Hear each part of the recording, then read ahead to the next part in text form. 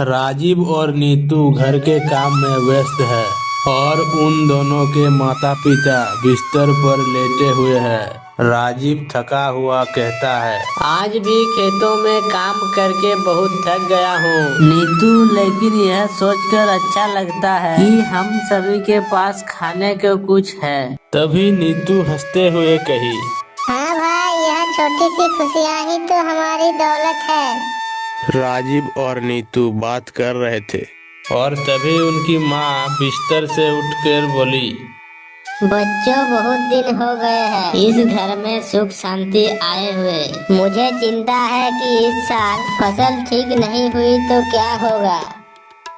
अरे माँ, आप चिंता मत करो, हम मेहनत करेंगे, सब ठीक हो जाएगा। राजीव गांव के पास के मंदिर में भोलेनाथ से मिलने जाता है। राजीव आशीर्वाद लेते हुए महादेव से कहता है, मुझे लगता है कि हमारी किस्मत को बदलने के लिए हमें कोई वरदान चाहिए। मेरी माँ और पिताजी बहुत परेशान है।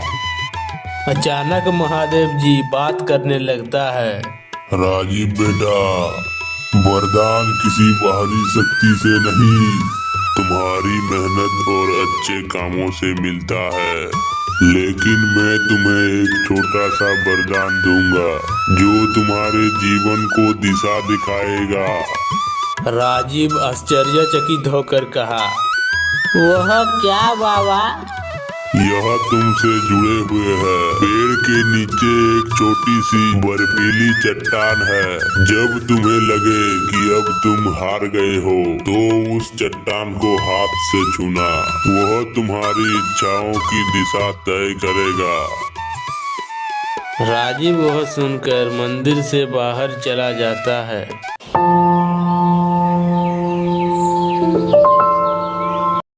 कुछ दिन बाद राजीव की फसल बर्बाद हो जाती है।